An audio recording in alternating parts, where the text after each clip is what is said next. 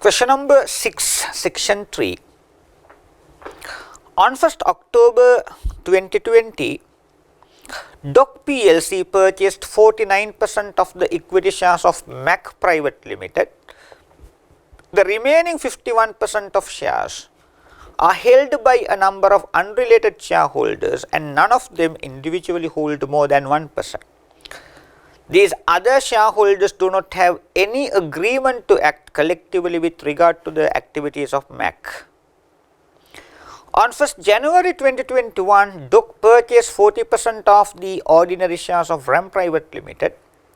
RAM by paying 400 million rupees in cash, DOC can appoint one director out of 4 directors to the director board of RAM. The draft statements of financial positions of DOC, MAC and RAM as of 31st March 2021 are as follows.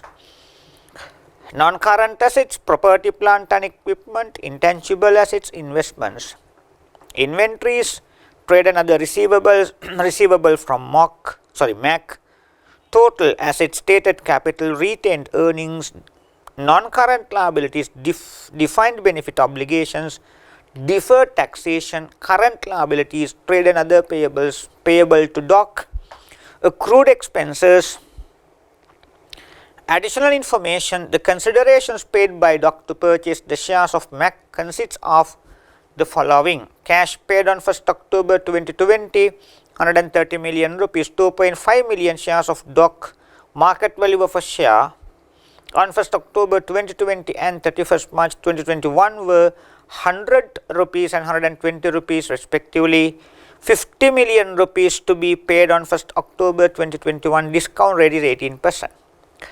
The fair values of assets and liabilities of MAC on 1st October 2020 were equal to their carrying values except for the following. Land had a fair value of 60 million rupees in excess of its carrying value. Fair value gains are taxable at 10% at the time of realization. Fair value of the inventory was more than its carrying value by 7 million rupees. This inventory was sold outside the group in March 2021. MAC has not recognized an internally generated brand which had a fair value of 32 million rupees. It has an unlimited useful life. MAC and RAM have recorded net profits of 90 million rupees and 120 million rupees respectively for the year ended 31st March 2021, which accrued evenly over the year. DOC uses the proportionate method to measure non-controlling interest (NCI). DOC uses the stated capital of MAC and RAM has not changed since the date of investment by DOC. On 1st February 2021, MAC purchased goods from DOC for rupees 15 million. 50% of these goods were held in the inventory of MAC as of 31st March 2021. DOC makes a 15% profit margin on all of its sales other than recording the cash paid to purchase the share in MAC and RAM has investments. DOC has not accounted for any other information given. Use the tax rate of 24% for any calculations required unless stated otherwise.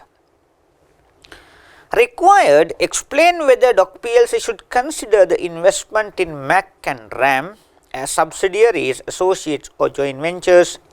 Prepare the consolidated statement of financial position of DOC PLC as of 31st March 2021. Right, so this question has been little different from all the types of consolidated questions that were there in your past papers. If you take the history 10-15 years back, the consol question was straightforward. I mean, the examiner said straight away, by acquiring more than 50% of equity shares, this particular company acquired the control over another company, and that fact was very explicit and very open, and it was unconditional. So that is what the most of the students got used to. But this time that statement is little implicit and the examiner has beaten about the bush without that being given so straight. The examiner tries to beat about the bush, but you can apply SLFRS 10 to see whether Doc company has acquired control over Mac or whether it is associate company or joint venture. But then you can smell something, because the examiner does not seem to be that harsh and he seems to be very kind and generous. The examiner is asking what consolidated financial statements. Now if Mac was an associate company, and can we prepare consolidated financial statements by including associate companies without any subsidiary company? No. So you need to prepare consolidated financial statements only for a group. If it is not a group, there would not be consolidated financial statements. And for there to be a group, there has to be a parent and there has to be at least one subsidiary company. So then, if you just make use of your intelligence at the exam, even if you do not know SLFRS 10, you can smell and you can sense that why does the examiner require us to prepare consolidated financial statements, because there has to be a parent company, there has to be at least one subsidiary company, and there has to be a group. So you can judge with your intelligence level which of these three companies should be the parent and which of these three companies should be the subsidiary company and which company has to be associate or joint ventures or whatever. But without you doing that blindly, you can apply your knowledge, technical knowledge, SLFRS 10, and that is what the part A of the question has been based on. The examiner is asking for 3 marks. 3 marks. He is asking, explain whether Doc PLC should consider the investment in Mac and RAM as subsidiaries, associate or joint ventures. Right. We will look at it. We will first look Mac.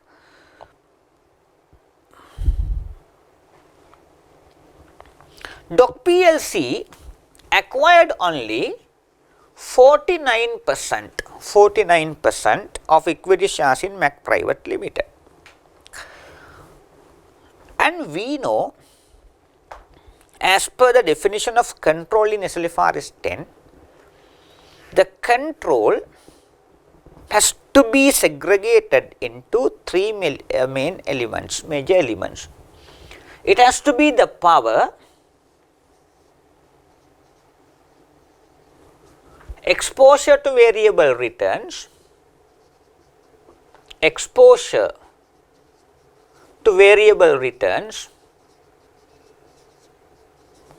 then linkage between power and variable returns, linkage between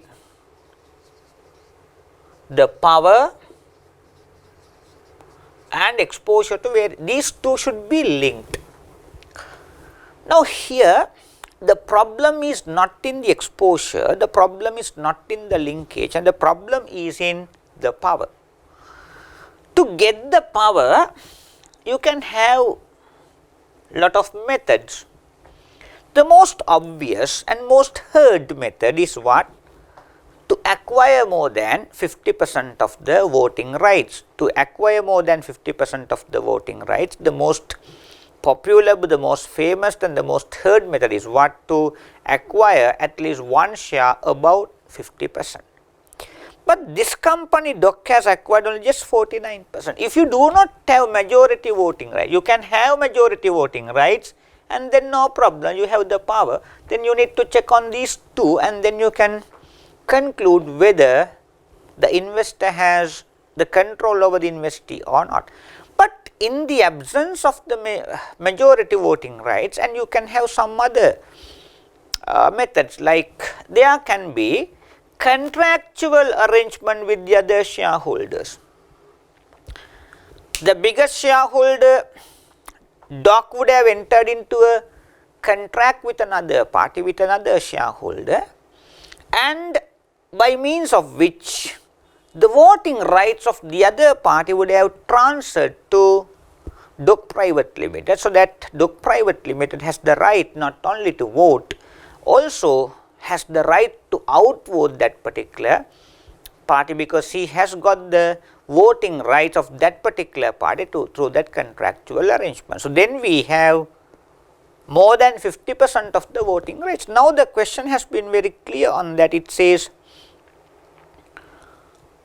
the shareholders do not have any agreement to act collectively, no any contracts whatsoever with regards to activities of MAC, no any other contracts. And if there is no majority voting rights, no contractual arrangements among the shareholders, then you can see whether there can be potential voting rights, like now share option contracts which are in the money, and or there can be some exercisable convertible options, convertible debt instruments that will enable the holder to acquire more shares in the future, and those convertible items can be like substantive exercisable in the future. Even that has not been given. If no majority voting rights, you can check on contractual arrangements among the shareholders to transfer someone else's shares, voting rights to the major shareholders, major investor. And in the absence of which, you can also look into whether there can be potential voting rights like share options and convertible debt instruments, and that is also not available. Then you can look at de facto power. To see de facto power, once again you need to look at two aspects. You need to see how big the shareholding of the major shareholder. It has to be a sizable shareholding, but it has not been defined how magnitude or how big it has to be. It just says it has to be a sizable shareholding, and then there has to be the balance number of shares, the balance shareholding is required to be widely dispersed among so many shareholders, multiple number of shareholders, and then the biggest shareholder is considered to have the power. We call it de facto power. So that is what we can apply here. Now, DOC Private Limited has 49%, a sizable, it is not majority, no contractual arrangements and no potential voting rights either, but we can apply de facto power in SLFRS 10, and DOC Private Limited has a sizable shareholding in MAC Private Limited, and the examiner has been very clear on facts given. He himself says that the balance shares 51% is not held by just one or two. If the balance is held between just one or two, those two shareholders can come together, unite together just to outvote DOC. No, it does not happen because it's now dispersed widely. The wider the dispersion is, it is very unlikely of all the shareholders being together to outvote company DOC. The wider the dispersion is, more unlikely the remaining shareholders are of being together for the sake of outvoting company D. So now that is what we need to apply here. It is a very good question. I mean, we are concentrating our attentions, and the examiner tries to test not just the calculations of consolidations, also some aspects of SLFRS 10. That's very good. I mean, that is how the question should be without just asking to do the calculations. Then MAC is all right. MAC has to be a subsidiary company because company DOC has acquired control through we call it de facto power, and company D can recognize MAC as a subsidiary company because DOC has the control over company MAC. Then RAM. On 1st January 2021, DOC purchased 40% of the ordinary shares of RAM by paying 400 million rupees. DOC can appoint one director out of 4 directors to the director board of RAM. 40%. It can be either joint control or it can be significant influence.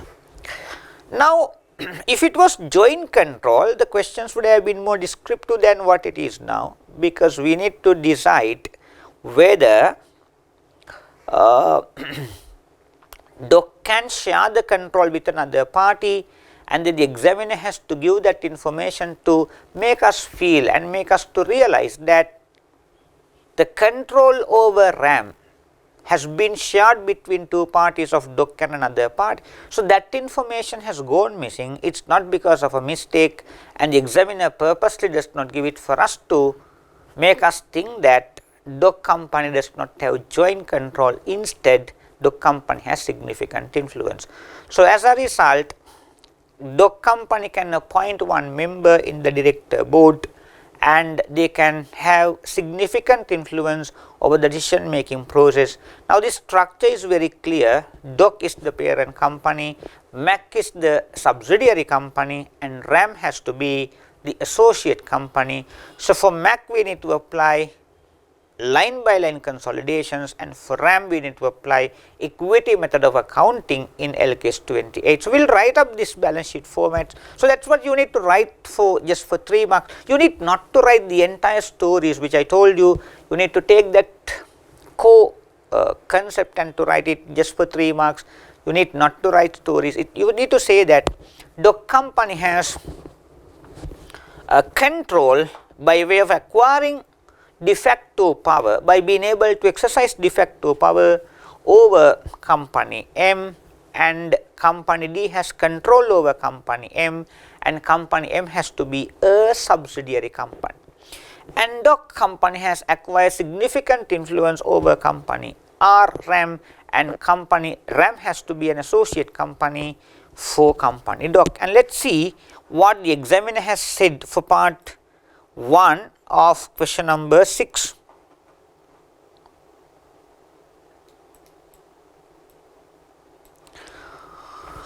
Investment in MAC Private Limited. Remaining 51% of the shares of MAC Private Limited are held by a number of unrelated shareholders, and none of them individually hold more than 1%. Therefore, these shareholders individually do not have power over relevant activities of MAC. Further, there is no collective agreement such as shareholders, and therefore it is highly unlikely that they have control over MAC. Accordingly, doc Private PLC gets the control of MAC, and MAC becomes a subsidiary of doc.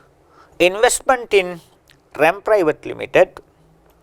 doc PLC can appoint only one director to RAM Private Limited. It appears that doc has significant influence over RAM with the purchase of 40% of shareholding. Accordingly, RAM becomes an associate of doc. Right. Let us now move on to the console part of it. We will write up the format of the balance sheet, and then we will start with the calculations.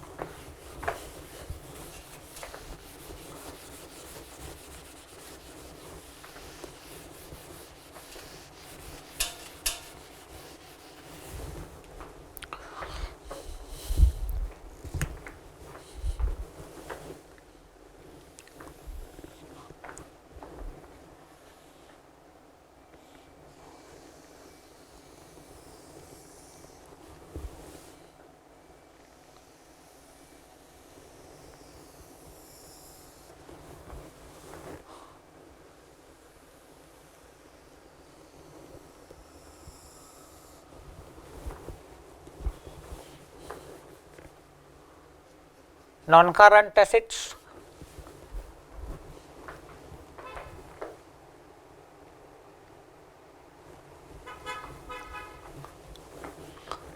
Property, plant and equipment,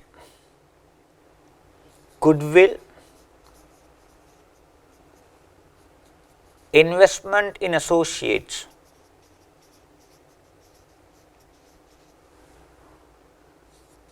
current assets, inventories, trade receivables,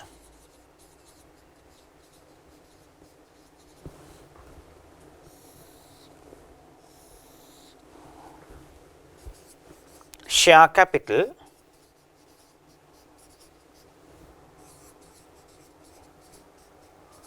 consolidated retained earnings,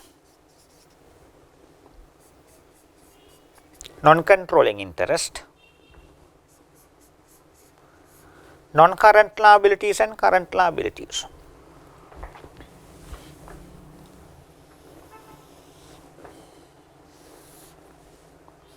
Cost of control,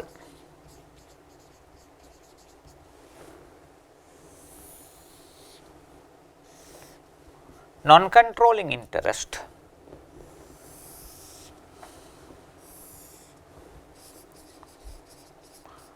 consolidated retained earnings,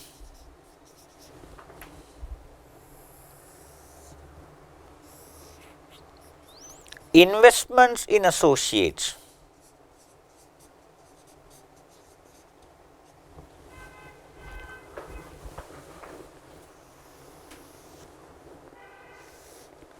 subsidiary companies' retained earnings.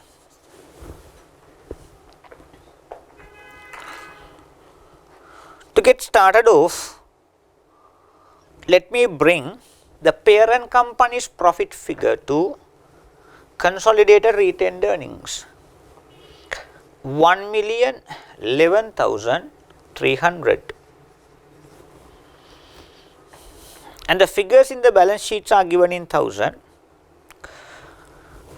Subsidiary company has a retained earnings balance of 440,600. 440,600. We will just make a note of the acquisition date and the reporting date, and that duration is important. It is on 1st October 2020 and the reporting date is 31st March 2020. So, the gap between the acquisition date to the reporting date should be 6 months, right.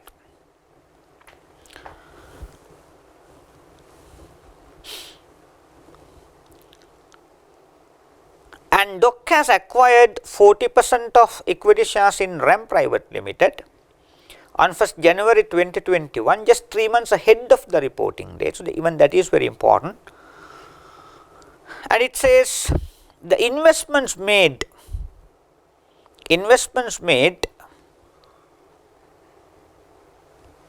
1st October 2020, DOC PLC acquired purchased 49%. The invested figure is not given there, but it says on 1st January 2021, DOC purchased 40% of ordinary shares of RAM by paying 400 million in cash. And let me bring that to investment in associates, 400 million investment in associates. The draft financial statements, balance sheets are given, statements of financial position. Now, let me go to additional information. The consideration paid by DOC to purchase the shares of MAC consists of the following: cash paid on 1st October 2020, 130 million. That is the cash consideration. Let me bring it to cost of control account, 130,000. 2.5 million shares of DOC, market value of a share on 1st October 2020 and 31st March 2021 were 100 rupees and 120. That is parent company shares. The market values have been given.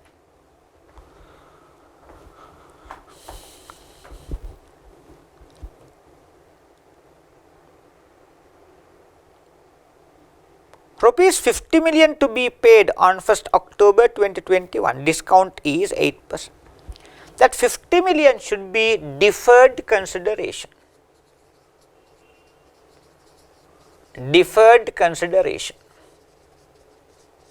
So, deferred consideration should be taken at its fair value.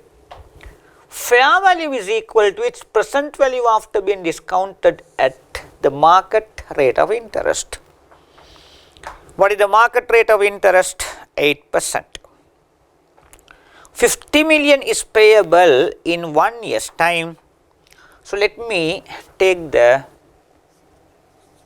fair value which is equal to the present value 50,000 divided by 1.08, 46 296, 46 296, and let me bring it here, 46 296 deferred consideration. And to this deferred consideration, you need to apply the, this is like a financial liability. We have a contractual obligation to deliver cash. It is a financial liability and it has to be measured at amortized cost. Effective interest rate has to be used. So, what should be the effective interest rate? 8%, but you have to charge interest only for 6 months. Why? The acquisition occurred on 1st October and we are now on 31st March of 2021.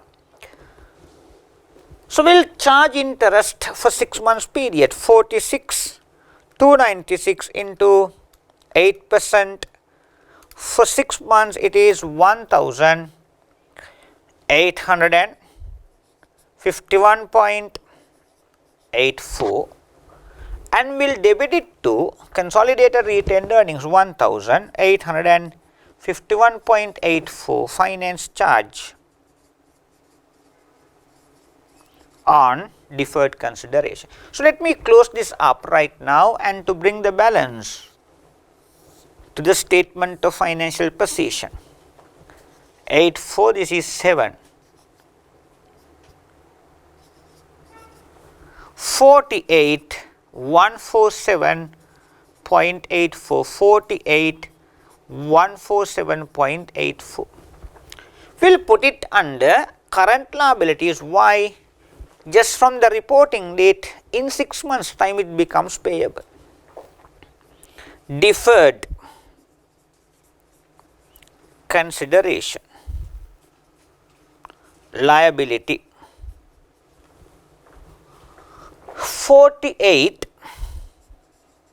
147.48, 48 147.48. So, adjustment number 2,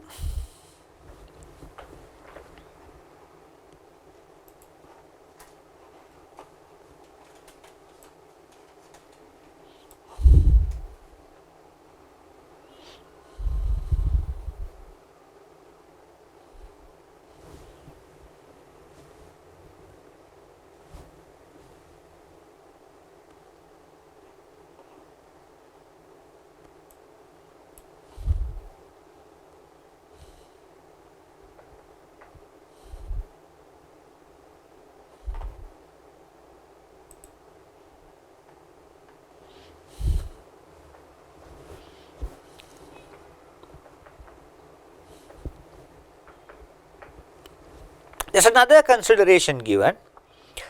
The consideration paid by DOC to purchase the shares of MAC consists of the following: cash paid is 130, that was taken. The DOC company has issued their shares of 2.5 million to the previous owners of MAC. Non-cash consideration should be measured at fair value. Non-cash consideration. How many shares? 2.5 million. Into the fair value, here the examiner has loaded some extra information unnecessary, and we are given the value of a share of the parent on the acquisition date, also on the reporting date. So, what is important for us is the fair value on the acquisition date, 1st October 2020, the market value of a share has been 100. So, this is multiplied by 100, it has to be 2.5 million.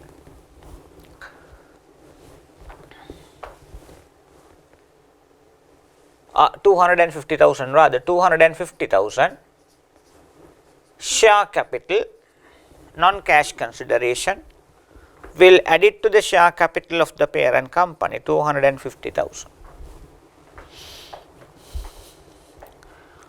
Then this due diligence exercise, the fair valuations of assets, land had a fair value of 60 million in excess of its carrying amount, will add it to property, plant and equipment 60,000, and let us take the fair value reserve and add it to net assets.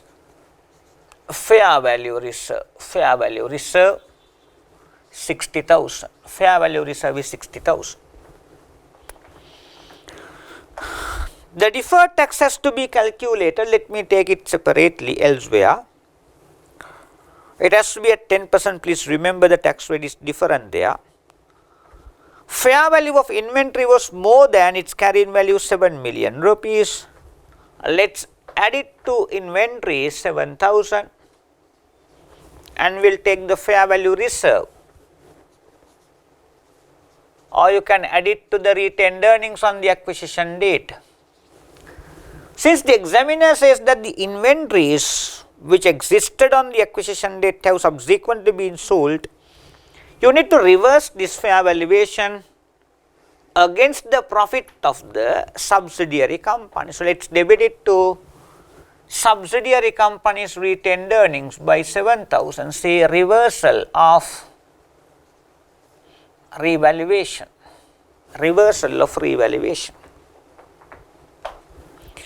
Mac has not recognized an internally generated brand which had a fair value of 32 million.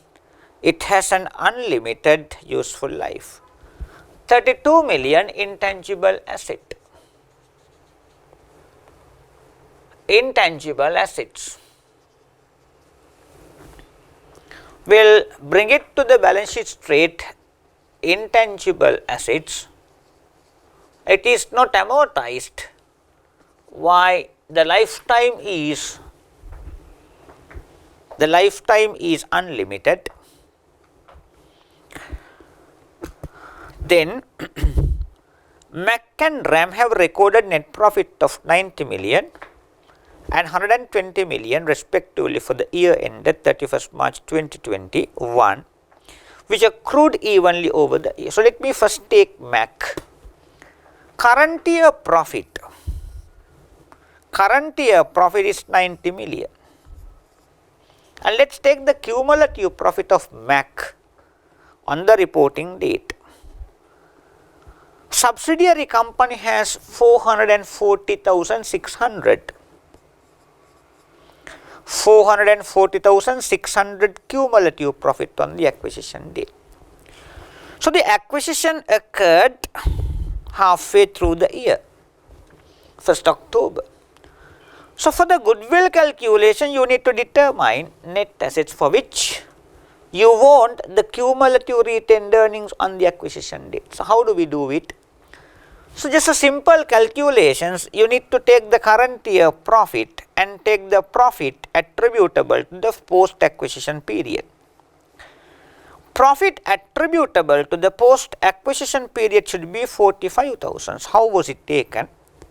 Current year profit is 90,000, take the profit attributable to the second 6 months, it is 45, and deduct it from the cumulative profit on the reporting date and take the figure 440,600 minus 45,000, that's going to be 395,600. And let us bring it to cost of control. 395,600 will bring it to cost of control.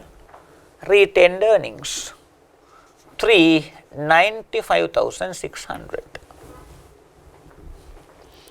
Similarly, we will take the retained or the current year profit of the associate company, and that is 120 million. 120 million will recognize the last 3 months profit into 40% subsequent equity changes. 120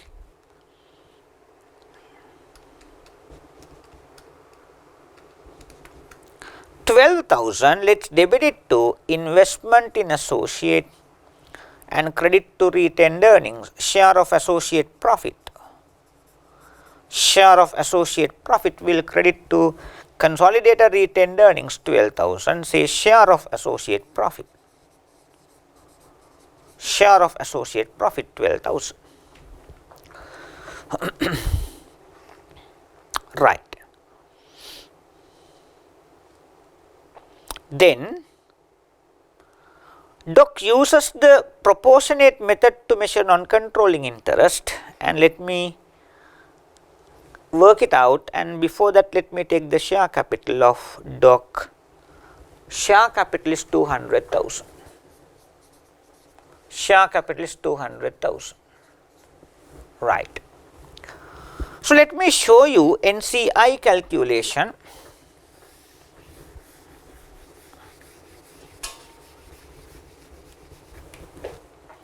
NCI. We'll first take the recorded net assets at book value of the subsidiary company on the acquisition date. How do you take it? Take the share capital, 200,000. Take retained earnings, 395,600. So this is what the balance sheet of company D Doc showed on the acquisition date, and this is supposed to be the book value of the recorded net assets on the acquisition date. Then once you take the fair value reserve, automatically, spontaneously, the book values of the net assets will get transformed into the fair value. So that's going to be 67,000 land fair value surplus plus inventory fair value surplus.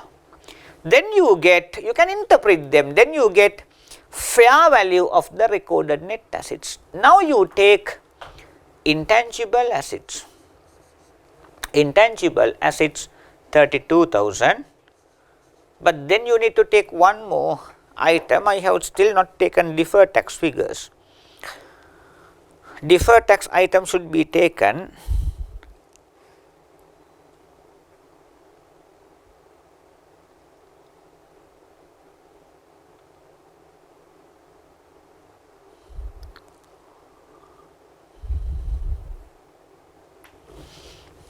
Deferred tax.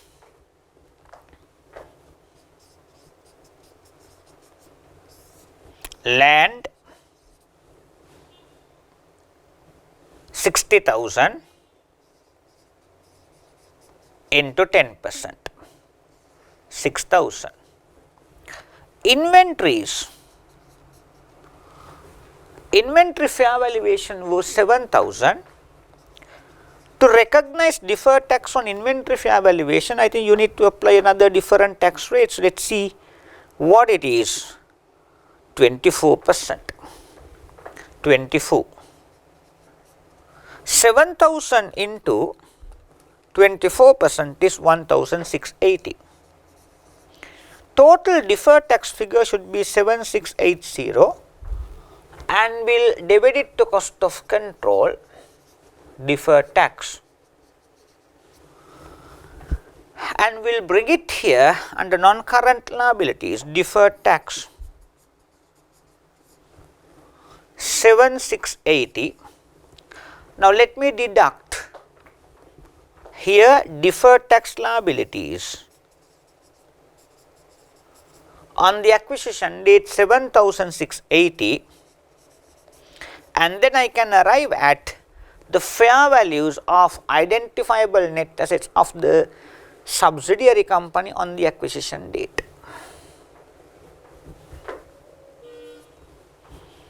200,000 plus 395,600 plus 67,000 plus 32,000 minus 7,680. It is 686,920. Remember, parent company has only 49% equity stake and non-controlling shareholders have 51%. Please don't be mistaken. It is multiplied by 51%. Then it has to be 350,329.2. Non-controlling interest, NCI, 350 329.2, 350, 329.2. So we can close up cost of control and finalize the goodwill calculations. 130,000 plus 46,296 plus 250,000 plus 7680 plus 350, 329.2, debit total 784, 305.2. 784, 305.2 minus 60,000, 7,000, 32,000, 395, 600 minus 200,000. It is 89,705.2 goodwill.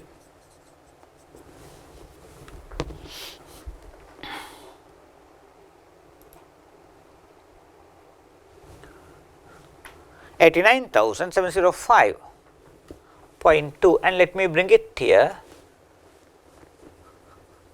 89,705.2.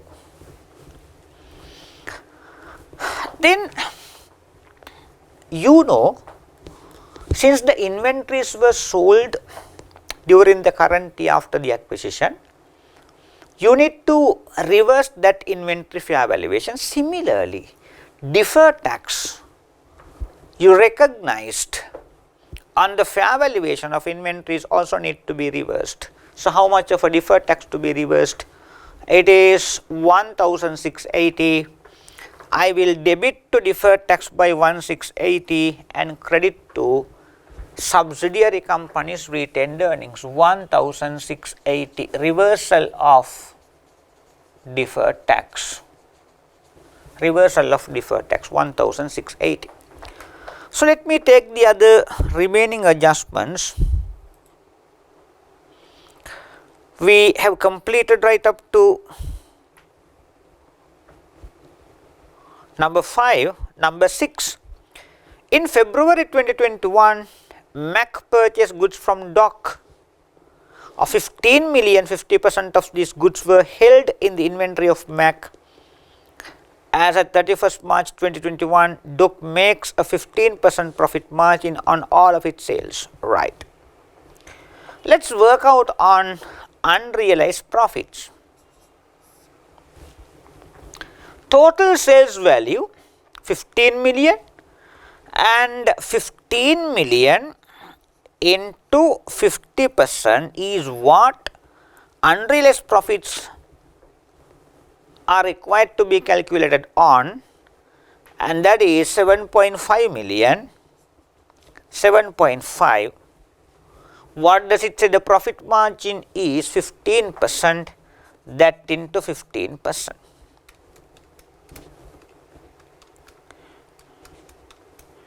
$1,125. So let's see the selling company. Selling company is DOC. Selling company has been DOC and MAC has been purchasing. So let's deduct 1,125 from the parent company's profit. 1,125 unrealized profits, and we'll deduct it from inventories 1,125. So at the exam, please be careful. Sometimes we will mix up markup and margin. If I were a student, I would mix up, and you need to pay attention. And straight away, you need to be, don't be distracted and keep your mind tied up to the questions. Why? If not, some small things will be missed up and you will be losing marks. Very important. Here it says 15% profit margin. So the profit margin applies on sales value. Sales is equal to 100. Now, other than recording the cash paid to purchase the shares of MAC and RAM as investments, DOC has not accounted for any other information. Okay, fine. Then the tax rate has been given. We have made use of it. We have made use of it now. So then we can complete the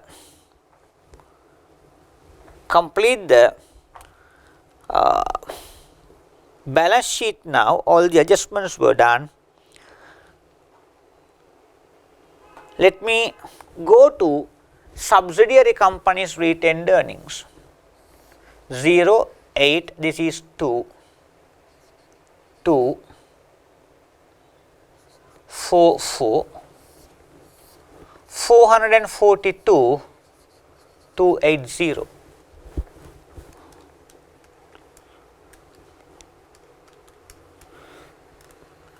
Minus 7,000 minus 395 600. So the balance has to be 39,680. Be careful in apportioning the profit. Again you can make mistakes. The parent company's equity holding has to be just 49 and 51% should be given to NCI.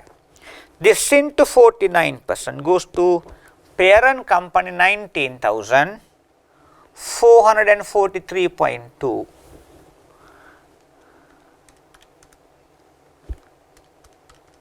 So 51% is 20,236.8, and this has to go to non-controlling shareholders. Credit non-controlling interest by 20,236.8. Subsidiary companies' retained earnings. Consolidated retained earnings are credited by 19,443.2. Subsidiary companies' retained earnings. Close up non-controlling interest. 0, 6, 6, 6, 0, 7, 370, 666. 370,666. Non-controlling interest 370,666. Investment in associates 412,000. 412,000. Investments in associates 412,000. Consolidated retained earnings will close it up. 2, this is 3, this is 4, this is 7.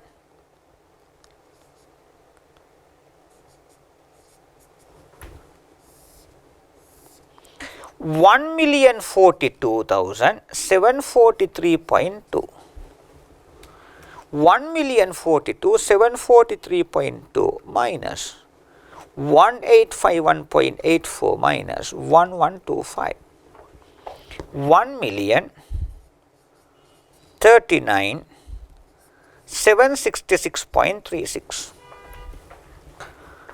1,039,766.36. So we will take the remaining figures from the two balance sheets now. Property, plant and equipment 1,500,200 plus 600,100.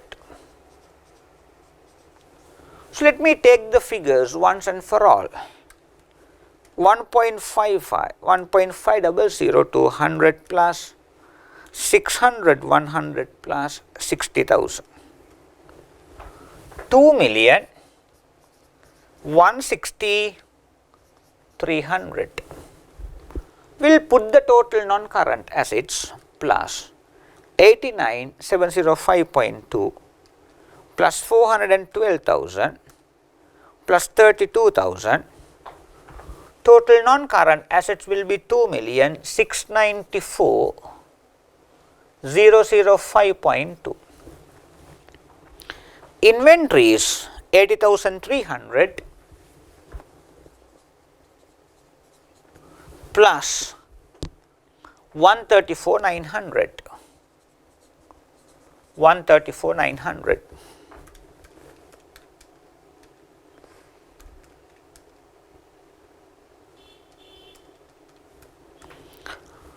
Consolidated inventory is 214,075. Trade receivables 470,500 plus 230,100. So let me see these intercompany receivables and payable. Receivable from MOC 20,000 and payable to DOC 20,000. Those figures are matching to each other. They can be simply cancelled off. And receivable balance 470,500 plus 230,100. This is 700, 600. Put the total of current assets 675, 419, 914, 675. Share capital 1 million, 1,250,000. Defined benefit obligations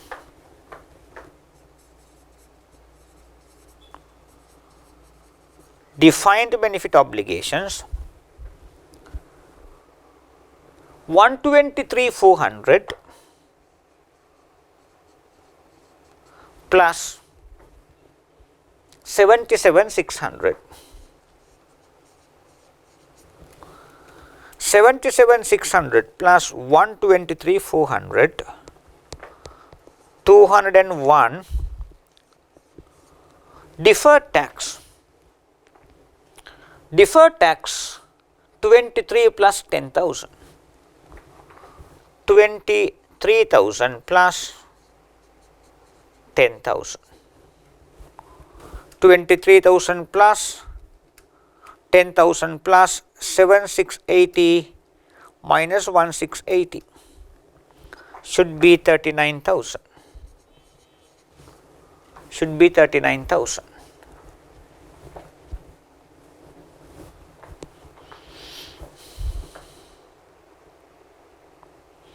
Trade and other payables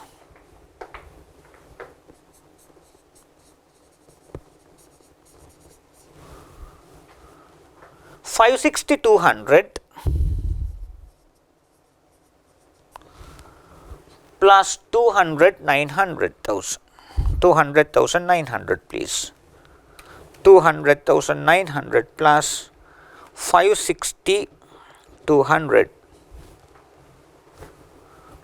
Consolidated figure is 761,100.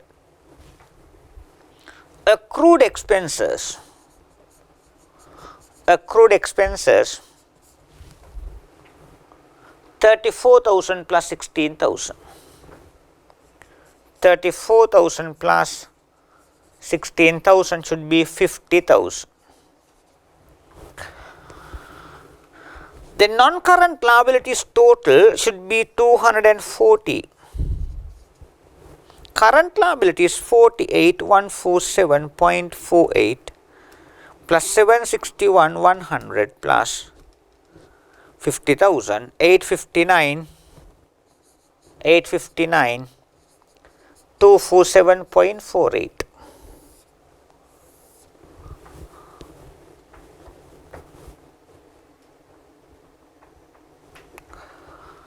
Equity attributable to parent shareholders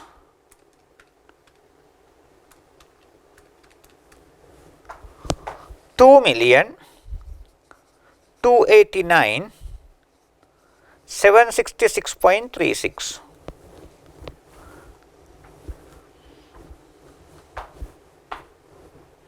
Take the total assets value.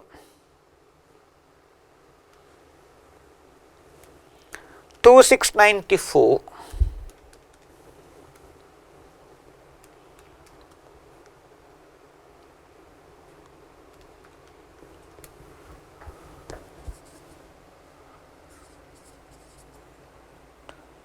So let's see the figures now. Property, plant and equipment 2,163,000. and there was a small calculation error in NCI. It has to be 375.66. I had taken it as 666 totaling up error. It has to be corrected as 375.66. Goodwill, investment in associate intangible. Please, subsidiary company has an intangible asset. Please take that also here, 182,900. Inventories are 214,075. Receivables 700,600. Current assets total 914,675. Balance sheet total assets. Total assets 3,759,580. The figures are in thousand. Equity attributable to parent shareholders 2,289,766.36. Non-controlling interest 375.66. Deferred tax 39,000. Defined benefit obligations 201,000. Total non-current liabilities 240. Deferred consideration liability 48,147.84. Trade and other payables 761,100. Accrued expenses 50,000. Current liabilities total 859,247.84. So the balance sheet total has to be 3,759,580.2. So we are moving to the last question. This is question number 7. Right.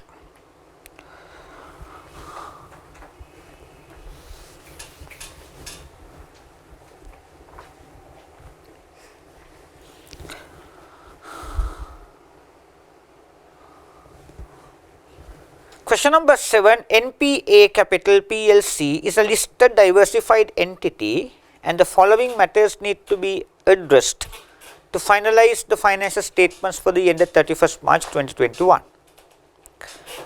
NPA issued 10% convertible debentures at par on 1st April 2020 for 100 million rupees. The par value of a debenture is 10,000 rupees and they are convertible on 1st April 2024. At the option of the debenture holders, 4,000 ordinary shares will be issued per debenture at the time of conversions, otherwise the debentures will be redeemed at par for cash. The company's credit rating was such that any investment in non-convertible debentures would have needed a rate of return of 12% per year. Interest for the debentures is paid annually in arrears. NPA's directors were granted a share option of 20 million ordinary shares on 1st April 2020, which are exercisable from 1st April 2024 at 3.5 rupees per share. For the year ended 31st March 2021, the average market price of NPA's ordinary stock was 5 per share. Post-tax earnings attributable to the ordinary shareholders for the year were 250 million rupees. The number of issued ordinary shares as of 31st March 2021 was 100 million. The applicable income tax rate for NPA is 24%. The stock options have been properly reported in the financial statements. Also, as at the year end, both the convertible debentures and the director's share options are dilutive. Let's see what the requirements are from that determine the carrying value of the debentures referred to in point 1 above to be recognized at their initial recognition. Right. And you know, this convertible debentures has to be a compound instrument. Why? Because you know, you have to see that in LKS 32, it is a debt instrument convertible into equity. So you need to apply LKS 32 split accounting to separate out the equity component from the liability component. Now, what do they want us to do? They want us to see, determine the carrying value of the debentures referred to in point 1 above to be recognized at their initial recognitions, not on the reporting date, but initial recognitions. To do that, you need to see the liability component and equity component separately. It says 10% convertible debentures at par on 1st April 2020, 100 million.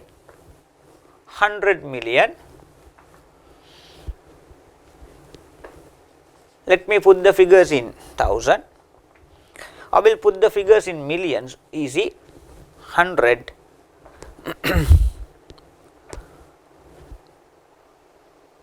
the par value of debentures is 10,000 and are convertible on 1st April 2024. At the option of the debenture holders, 4,000 ordinary shares will be issued per debentures at the time of conversions, otherwise the debentures will be redeemed at par. For cash, the company's credit rating is such that the return requirement, if it was non-convertible, 12%. So the 10% is the coupon and the value of debentures is 100 million value. So let me put that in 1000 into 10%. So the coupon payment for a year has to be 10,000 for how many years? Starting from 1st April right up to 1st April 2024. 21, 22, 23, 24 altogether 4 years, and let's take annuity factor straight away so that we can take the present value of the future coupon payments at 12%. Annuity factor of 12%, 1.12 to the power minus 4, 1 minus this divided by 0.12. Annuity factor 1 minus 1.12 to the power minus 4 divided by 0.12.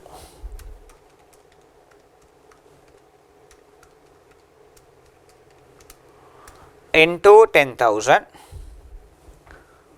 30,000, 373.49 plus present value of the par value in 4 years time 100,000 divided by 1.12 to the power 4 should be 63,551.8. We'll take the total 63,551.8 plus 30,373.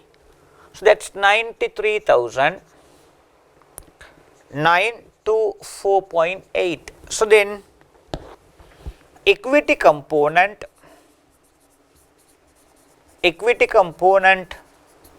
should be 100,000 minus 93,924.8.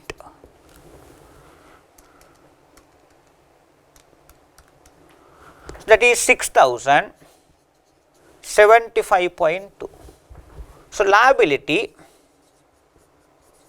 component 93,924.8 and equity component should be 6,075.2. So this is what is needed by the first part of the question. Determine the carrying value of the debentures referred to in point 1 above to be recognized at its initial recognition, and this is what the examiner has done. 93.98 and 6,006.02, some rounding off differences will be there, and we'll look at the next part of it. Part B, calculate NPS basic and diluted EPS per share based on the information provided in point 1 above for the year ended 31st March 2021. Basic earning per share. Profits attributable to ordinary shareholders. Ordinary shareholders are divided by weighted average number of ordinary shares. So, the profits attributable to ordinary shareholders are given. So, let us take the profit figures. It takes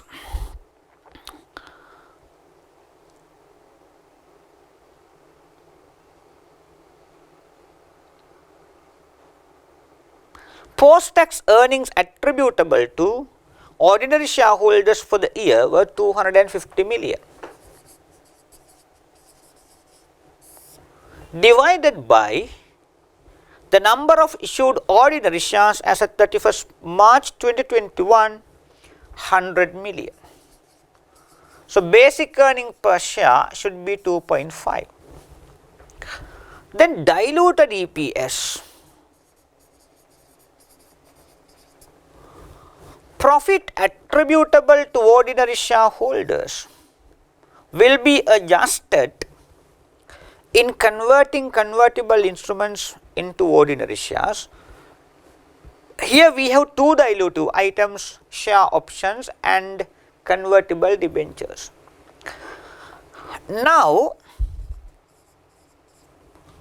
if the options are exercisable, by exercising the option some new ordinary shares will be issuable, but it does not have any impact on the profit. So, then from the options we will take only the dilutive effect. Let us work it out on. The question says NPA's directors were granted share options of 20 million ordinary shares. Let me take dilutive effect. Dilutive effect 20 million shares which are exercisable from 1st April 2024 at 3.5 per share. 20 into 3.5, the average market price of NPA's ordinary stock was 5, so it is divided by 5, 20,000 into 3.5 divided by 5, 14. So, then 20,000 minus 14, dilutive effect has to be 6,000. Let me add only 6,000 here, dilutive effect, and it does not have any impact on the profitability. Then it says the debentures are convertible into ordinary shares. The conversion rate has been given. 4,000 ordinary shares will be issued per debenture at the time of conversion. So, what is the value of a debenture? 10,000. So, the value of debentures, total value 100 million and the value of a debenture is 10,000. Let me put the total 100 .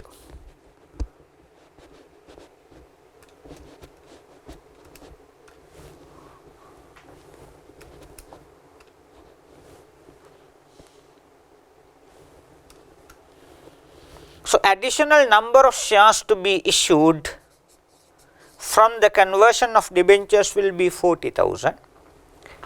As you convert the debentures into ordinary shares, the interest payment can be stopped, and you need to be careful here.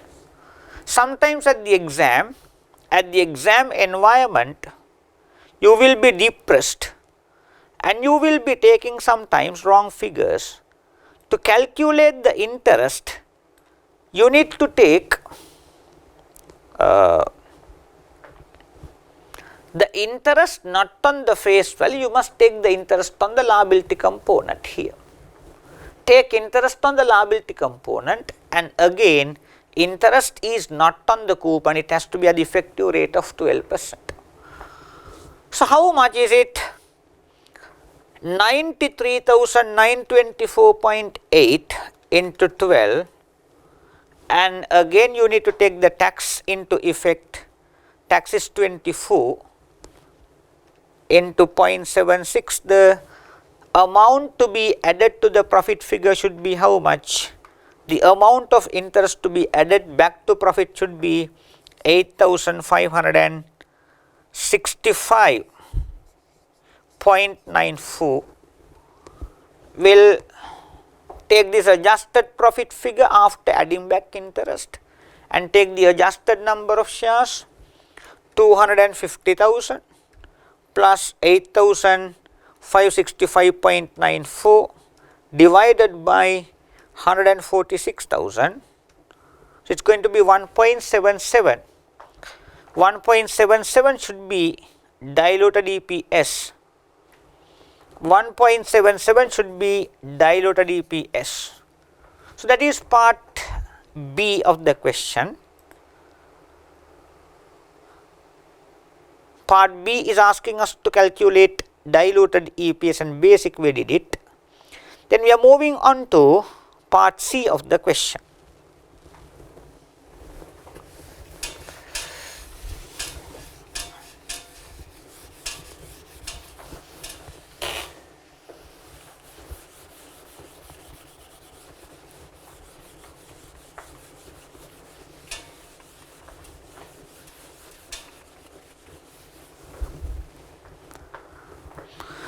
Assess the carrying amounts of the assets of the packaging segment as at 31st March 2021 considering the results of the impairment assessment referred to in point 2 above. The packaging segment of NPA suffered heavy losses during the current financial year. NPA considers this business segment as a separate cash generating unit. The net carrying values of the assets of the segment as of 31st March 2021 comprise the following: building,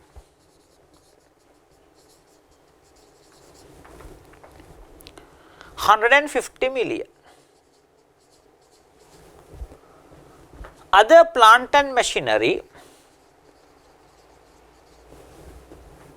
$50 million, goodwill $60 million,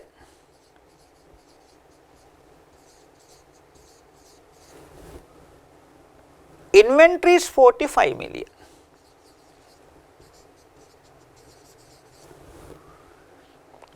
trade and other receivables $65 million.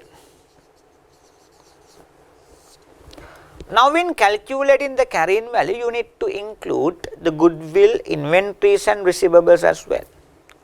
So, we will take the carrying value of the total CGU, 150 plus 50 plus 60 plus 45 plus 65, 370,000, 370 million should be the carrying value. And they have given us the recoverable value. On 31st March 2021, an impairment assessment was conducted and the recoverable value of the CGU determined to include all of the assets mentioned above was estimated to be 290 million. Recoverable value 290 million. So, the recoverable value is lower, and from the future cash flows, the carrying values of the assets cannot be recovered from the future cash flows. So, the impairment loss is 80,000.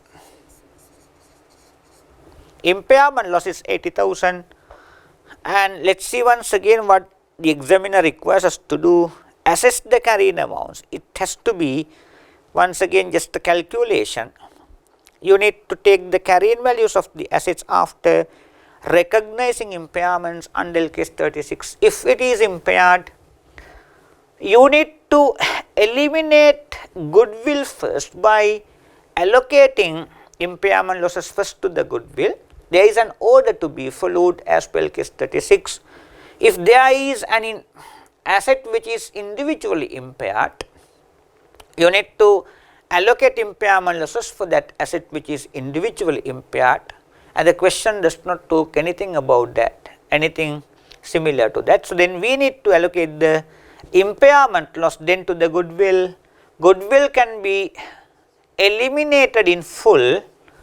So, out of 80,000, 60,000 will get allocated to goodwill. So, the balance amount will be 20,000, you can't allocate impairment losses to inventories. LKS 36 explained the reasons, and neither can you allocate impairment losses to trade receivables, and you know the reasons. Even LKS 36 gives the reasons for that. So then you need to allocate it to buildings and plant and machineries on proportionate basis. So 20,000 divided by 200 into 150. So 15 should be allocated to buildings and 5 should be allocated to plant and machineries, and let's work out the carrying values of the assets after impairment. Buildings 135,000, plant and machineries 45, goodwill should be 0, inventory should be 45, trade and other receivables should be 65. Take the total 135 plus 45 plus 45 plus 65. So that's going to be 290,000. The carrying values of the assets after impairment recognition. Let's see what the examiner has done. Right, he has given the calculations 135, 45, the goodwill has become 0, and inventory is 45, receivable 65. We are moving to part D of the question. Comment on the correct accounting treatment of revenue recognitions of NPA in point 3 above, referring to the requirements of SLFRS 15 revenue from contracts with customers. So let's see that point 3. The leisure segment of NPA sells holiday packages by purchasing hotel rooms and seating arrangements on flights. NPA is liable to make full settlements to its service providers, to respective hotels and airlines, for the purchases irrespective of whether NPA is able to resell hotel rooms and seating arrangements. Prices are set by adding a markup on the prices offered by the respective service providers. NPA sells its holiday packages under the following terms. Each service provider is responsible for fulfilling the obligations associated with the holiday packages. A 20% deposit is required upon booking. Edest at the time of purchasing the holiday packages by the customers. The balance amount of the holiday packages must be paid 3 weeks before the travel date. NPA has previously recognized sales and profit from selling of its packages at the time the vacation is actually taken. From the beginning of 1st April 2020, NPA required all their customers to purchase a holiday cancellation cover as a condition of booking, which has to be obtained from an insurance company, so that NPA could reimburse the balance amount due from customers. Hence, the directors have decided to revisit the revenue recognition policy in the financial statements for the year ended 31st March 2021. Right. Now, you have to understand the nature of the business here. If not, you cannot answer the question.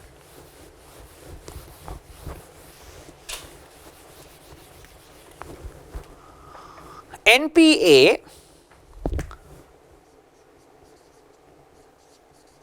sells holiday packages by purchasing them from hotels and seating arrangements on flights.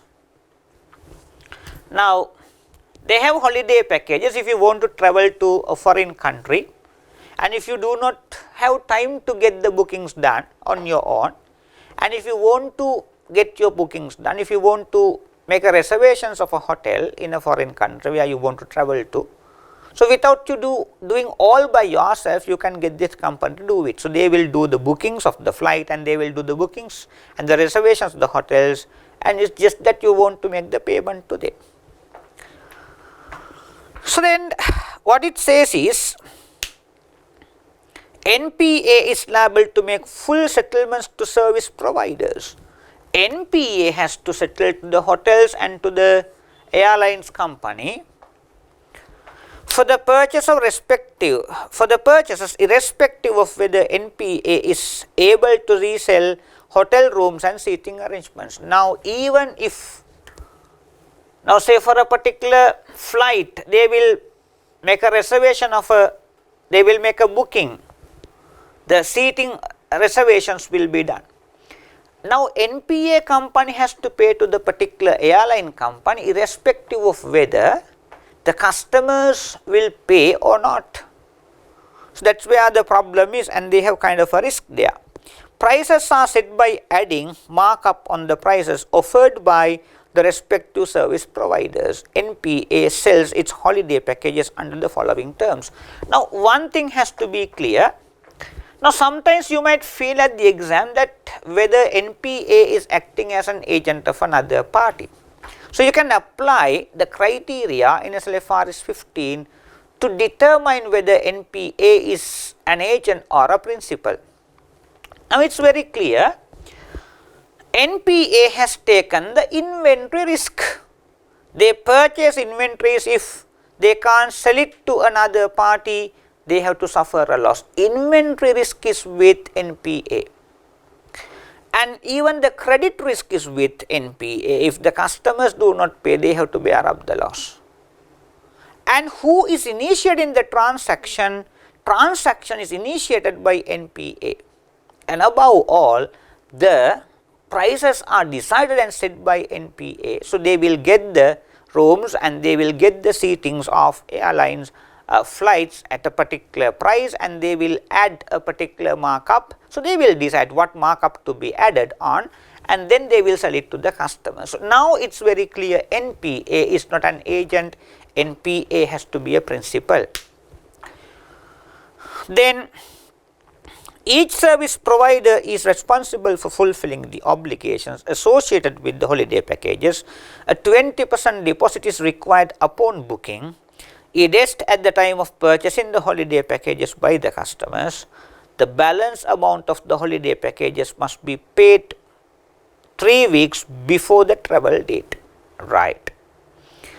NPA has previously recognized sales and the profit from the selling of its packages at the time the vacation is actually taken.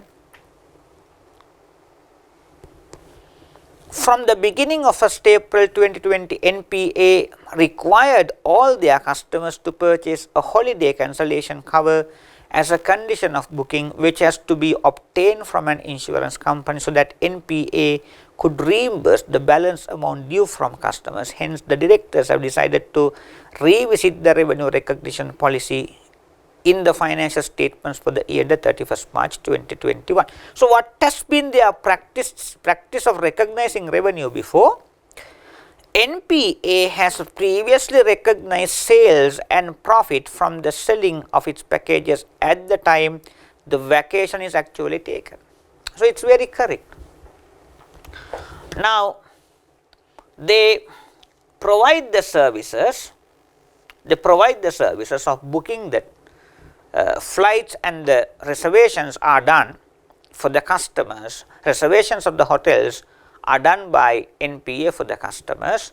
So the payments have to be done little in advance, and they have recognized the revenue at the time of the customer taking the vacation. That was in accordance with the SLFRS 15, but now they are going to revisit their revenue recognition policy, because now the customers are required to take what? Customers are required to purchase a holiday cancellation cover, and that is from an insurance company. If the customer cannot pay, the insurance company will reimburse. It has got nothing to do with the revenue recognition. It is like the service providing company NPA getting another third party involved to compensate their losses, to compensate their bad debts, So as a result, just because you will take another third party involved to compensate your bad debts, losses arising out of your customers, it does not mean that you need to change your revenue recognition policies. So still they need to recognize the revenue, the way they used to recognize when the customers take the vacation. So, that should be the answer for part the last part of the question number 7. So, we have discussed everything in the paper. Hope it was useful for you all to sit for the exam in coming December, and I must thank for on behalf of CS Sri Lanka for watching our videos, and if it was useful to some extent, we are very happy, and that was what we expected. All the very best for the exam. See you once again in the next stage.